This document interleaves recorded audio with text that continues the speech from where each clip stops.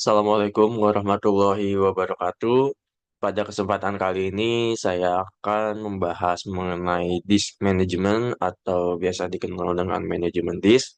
Kali ini saya akan membahas tentang disk management tentunya tidak sendiri, ada beberapa anggota kelompok saya, antara lain ada Dimas Hadi Prabowo dengan NPM Y1G024004 dan saya sendiri Dava Wahyu Erlangga dengan NPM Y1G024011 dan juga yang terakhir ada Fatki Maulana dengan NPM Y1G024009. Selanjutnya, mari kita bahas mengenai disk management. Sebelum mempelajari lebih jauh, adapun sebaiknya kita mengerti terlebih dahulu tentang apa yang dimaksud dengan manajemen disk. Secara pengertian, manajemen disk atau disk management merupakan salah satu piranti input atau output yang memiliki fungsi sebagai penyimpanan utama. Saat ini, disk yang umum adalah disk cakram magnetis atau yang biasa dikenal dengan hard disk. Selanjutnya ada struktur disk. Struktur disk memiliki struktur tiga dimensi. Yang pertama ada silinder, kedua ada track, yang ketiga ada sektor. Secara fisik, disk cakram magnetis terdiri atas cakram yang tersusun secara vertikal. Kedua sisi atas, bawah, pada masing-masing cakram dapat ditulis data. Kecuali pada permukaan cakram paling atas dan paling bawah yang mana permukaan tersebut tidak dapat diisi dengan data atau ditulis dengan data. Selanjutnya, setiap sisi cakram terdiri atas alur melingkar atau biasa disebut dengan track. Makin ke dalam sisi cakram artinya alurnya semakin kecil. Setiap track terbagi lebih lanjut atas sektor. Setiap sektor terdiri atas sejumlah byte yang sama besarnya. Jadi, setiap sektor ini tidak memiliki perbedaan byte di setiap sisinya. Artinya, memiliki jumlah byte yang konsisten sama besarnya. Selanjutnya, pada setiap sisi cakram terdapat head pembaca. Hit-hit pembaca ini bergerak secara radial secara bersamaan. Dalam artian, hit-hit di setiap sisi cakram bergerak secara bersamaan secara radial dan juga tidak bergerak secara beraturan. Selanjutnya, cakram-cakram berputar pada sumbu pusatnya. Mari kita lihat teman-teman di sini ada gambaran struktur hard disk yang sudah kita bahas sebelumnya. Yang ini merupakan struktur head yang mana akan membaca setiap data dan ini merupakan struktur track yang mana setiap track sisinya memiliki nilai yang konsisten. Dan juga jarak antara piringan atas dan piringan bawah itu kita biasa sebut dengan silinder. Nah, yang membedakan sektor dengan track, track ini merupakan satu lingkaran penuh, bisa disebut dengan track satu. Sementara sektor hanya beberapa bagian dari track tersebut. Dan juga platter ini atau piringan ini akan berputar rotasi sesuai dengan sumbu pusatnya. Nah, ini bisa lebih jelas teman-teman.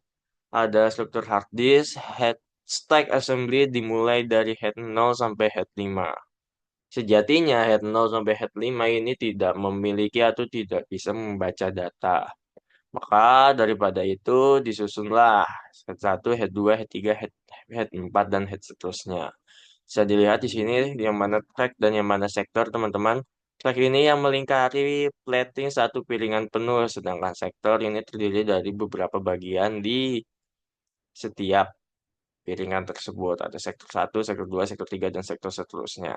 Dan juga bisa dilihat di sini struktur hard disknya ada main spindle di sini yaitu pusat titik sumbu, teman-teman.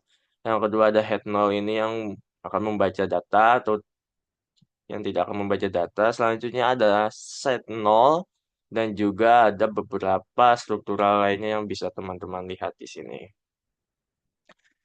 Oke, selanjutnya mengenai pengamatan disk akan dilanjutkan oleh teman saya berikutnya.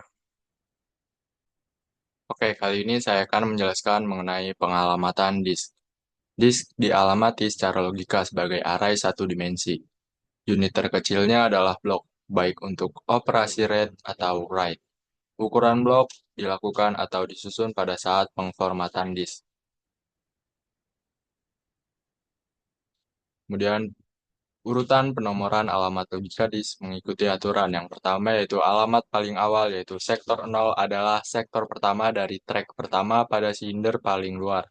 Yang kedua, proses pemetaan dilakukan secara berurut dari sektor 0, lalu ke seluruh track dari silinder tersebut, lalu keseluruhan silinder mulai dari silinder terluar sampai silinder terdalam.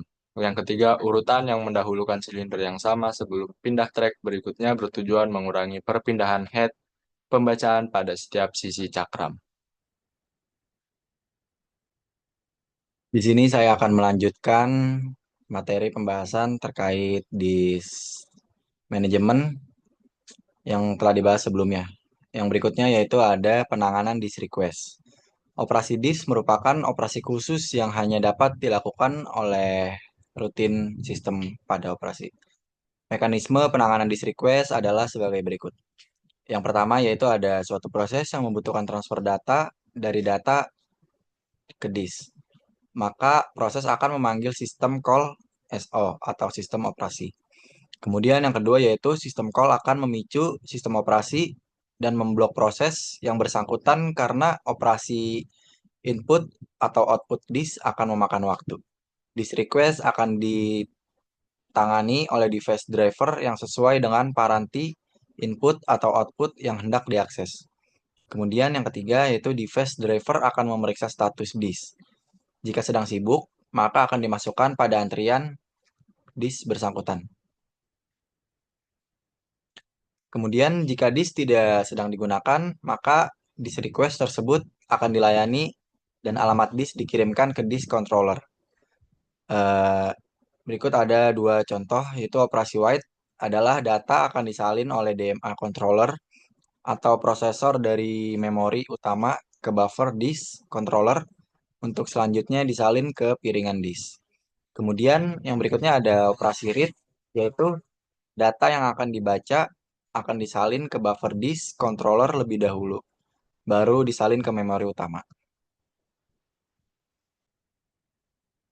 Baik, selanjutnya adalah materi tentang penjadwalan disk request. Penjadwalan disk request ini terjadi pada sistem multitasking, yang mana artian bisa menjalankan proses secara bersamaan. Penjadwalan disk request ini sedikit berbeda dengan penjadwalan proses sebelumnya, yang mana penjadwalan proses sebelumnya lebih berfokus kepada waiting time dan burst time.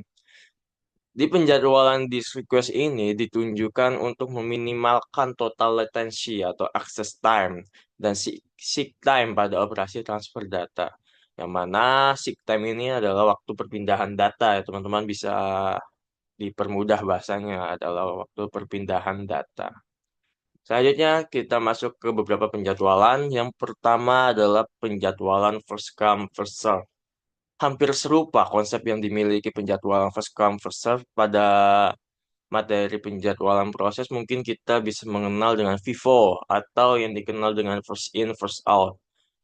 Penjadwalan first come first serve ini pada disk management terjadi berdasarkan urutan masuknya di antrian, yang berarti siapa yang datang terlebih dahulu, maka proses tersebut yang akan dieksekusi ataupun disk yang tersebut yang akan dieksekusi. Umumnya menghasilkan total access time yang buruk dan terlalu tinggi.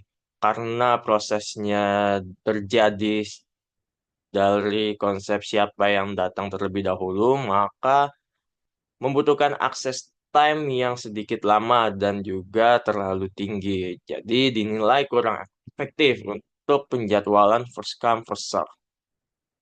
Selanjutnya di sini ada contoh. Contoh kita memiliki contoh antrian FCFS atau first come first serve dengan posisi awal hits sama dengan 50. Di sini kita memiliki antrian 10, 45, 37, 56, 60, dan seterusnya sampai 20. Maka kita akan mendapatkan grafik atau tracking seperti ini teman-teman. Yang mana posisi awalnya atau hit awalnya adalah 50. Kemudian kenapa kita bisa langsung ke arah angka 10, kita balik lagi teman-teman. Dari contoh antriannya. Karena 10 yang datang terlebih dahulu, maka 10 lah yang akan dieksekusi setelah posisi awal hitnya 50. Jadi dari 50 ke 10. Selanjutnya dari 10 akan yang dieksekusi atau datang terlebih dahulu adalah 45. Jadi dari 10 kita akan tracking ke 45. Selanjutnya dari 45 kita akan menuju ke 37 karena 37 datang terlebih dahulu dibandingkan 56. Begitupun seterusnya sampai nilai 20. Jadi dari 50 sampai 10 kita mendapatkan seek time atau waktu perpindahan. Jadi 50 dikurang 10 adalah 40 waktu seek time-nya. Kemudian ditambah dari perpindahan dari 10 sampai 45 itu adalah 35. 40 tambah 35 begitupun seterusnya jadi akan mendapatkan total access time. Yang mana itu merupakan total akhir dari penjadwalan first come first serve. Baik, selanjutnya saya akan menjelaskan penjadwalan mengenai shortest seek time first. This request yang memiliki seek distance yang paling dekat dengan posisi head terkini akan dilayani lebih dahulu. Jadi, siapa proses ataupun seek distance yang dekat dengan posisi head akan dilayani terlebih dahulu, teman-teman. Berbeda yang sebelumnya adalah first come first serve, yang mana siapa yang datang lebih dahulu maka akan dilayani. Penjadwalan shortest seek time first ini, siapa yang paling dekat dengan hit maka dia yang akan dilayani. Algoritma ini meminimalkan pergerakan head. Contoh antrian SSTF. Sama soalnya seperti proses antrian sebelumnya, teman-teman. Posisi awal hitnya adalah 50. Kemudian memiliki antrian 10, 45, 37, hingga 20. Maka akan didapatkan tracking seperti ini. Posisi head atau posisi awalnya adalah 50. Kemudian penjadwalan ini akan mencari siapa yang terdekat dari posisi awal atau posisi 50. Maka didapatkanlah 48. Bisa dilihat di sini teman-teman 48. Kemudian dari 48 kita akan cari lagi siapa yang paling terdekat dari 48. Maka didapatlah 45. Begitupun seterusnya sampai 5. Kemudian jika apabila sudah sampai 5, maka angka 5 ini akan mencari posisi terdekat dari angka 5. Karena dari 48 sampai 5 sudah eksekusi atau sudah terlayani, maka angka 5 ini akan mencari heading yang terdekat yaitu 56. Dari 56 mencari yang terdekat 60 hingga terakhir adalah 88. Jadi total akses time-nya ini didapatkan dari seek time dari setiap perpindahan. Jadi 50 dikurang 48 adalah 2. Kemudian 48 kurang 45 adalah 3. Jadi didapatkan seek time-nya 3. Kemudian seterusnya di total dari waktu perpindahan atau seek time maka akan ditentukan atau didapatkan total access time.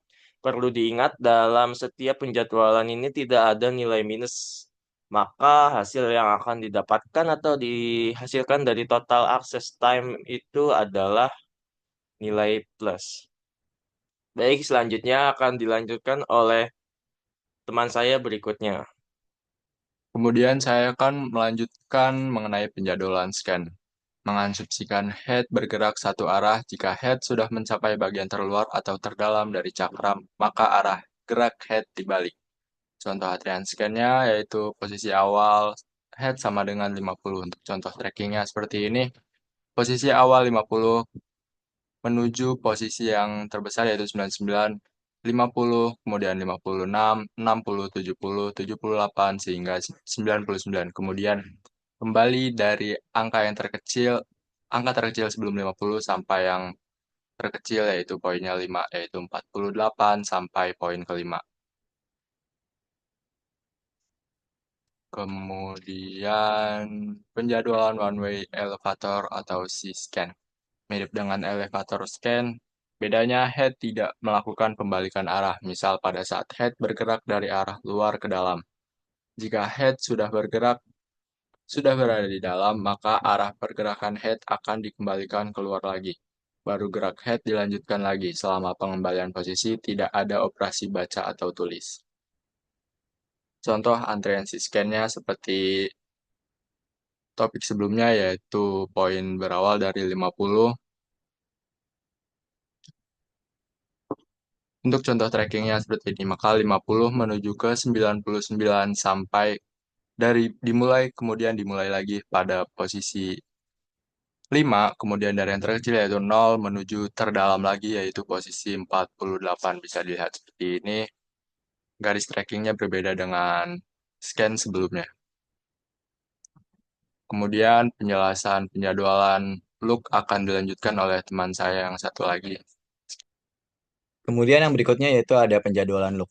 Penjadwalan loop adalah algoritma penjadwalan disk yang menentukan urutan pemrosesan permintaan baca dan tulis disk yang baru. Algoritma ini memperbaiki kelemahan algoritma scan dan G-scan dengan cara memeriksa apakah masih ada permintaan di depan arah pergerakannya. Cara kerja algoritma loop yaitu adalah dengan cara disarm hanya berjalan sampai ke permintaan yang paling dekat dengan ujung disk. Kemudian setelah melayani permintaan tersebut, disarm akan berbalik arah dan melayani permintaan-permintaan yang ada di depannya. Pada algoritma ini yaitu sama saja seperti bergerak naik seperti lift, menuju antrian trek terbesar pada disk sambil mengakses antrian trek yang dilalui. Kemudian turun menuju trek yang paling terkecil sambil mengakses trek yang dilalui. Namun trek yang telah diakses tidak dapat diakses kembali. Misal di sini ada contoh antrian loop. Pada posisi awal head yaitu ada di trek 50. Kemudian akan menuju kepada trek yang paling terbesar yaitu ada di angka 88. Untuk menuju trek 88 dari 50 maka akan melewatkan trek 60, 70, dan 78. Tiga trek tersebut dapat diakses ketika pada saat sedang dilalui. Kemudian setelah menuju trek terbesar yaitu menuju trek ke yang paling terkecil yaitu ada di eh, trek 5. Maka banyak sekali angka yang dilalui pada saat menuju trek terkecil tersebut. Dan itu dapat diakses juga. Tetapi angka yang sudah diakses tidak dapat diakses kembali seperti trek 60, 70, dan 78. Nah, berikut adalah contohnya. Kemudian yang berikutnya yaitu ada organisasi disk. Yang pertama ada pemformatan fisik atau disebut low level formatting. Ini membagi disk ke dalam sektor-sektor sehingga disk controller dapat membaca atau menulis. Kemudian yang berikutnya, operasi ini umumnya dilakukan dari pabrik pembuat disk. Yang kedua yaitu ada pemartisian. Membagi disk menjadi satu atau lebih partisi di mana dapat dipandang secara logika sebagai disk yang terpisah. Lalu suatu partisi belum dapat ditulis sebelum diformat secara logika. Kemudian yang ketiga yaitu ada pengformatan secara logika. Ini membangun struktur pengelolaan berkas sebelum data atau berkas dapat disimpan ke suatu partisi disk. Dan menentukan unit alokasi berkas atau blok terkecil untuk alokasi berkas pada sistem operasi Windows ke cluster. Kemudian yang keempat yaitu ada alokasi blok booting. Ini membangun struktur untuk melakukan operasi booting yang biasanya terletak di awal disk. Kemudian ke bootstrap, yaitu program kecil untuk inisialisasi booting sistem operasi.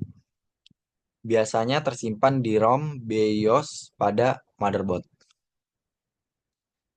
Kemudian yang terakhir adalah manajemen bad sector. Ini mengelola, mencatat, dan mengalihkan bad block, yaitu satu atau lebih sektor yang rusak pada disk ke tempat lain agar tidak bisa ditulisi data. Sekian presentasi yang dapat kami sampaikan. Kurang lebihnya mohon maaf. Terima kasih. Wassalamualaikum warahmatullahi wabarakatuh.